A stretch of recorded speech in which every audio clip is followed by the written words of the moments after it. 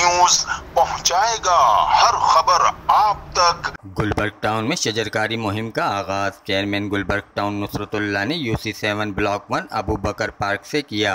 शजरकारी मुहिम के दौरान मीडिया से गुफ्तगू करते हुए उनका कहना था कि मौसमियाती तब्दीली के बाइस हंगामी बुनियादों पर इक़दाम करने होंगे, जिसके लिए महकमा बागात की जानिब से 50,000 पौधे लगाए जाएंगे, जिसमें अर्बन फॉरेस्ट का क़याम भी है। शजरकारी मुहिम का मकसद टाउन को सरसब्ज़ शादाब साफ सुथरा बनाना है, जो कि मौसम गर्मा की हिद्दत को कम करने में मददगार साबित होगा।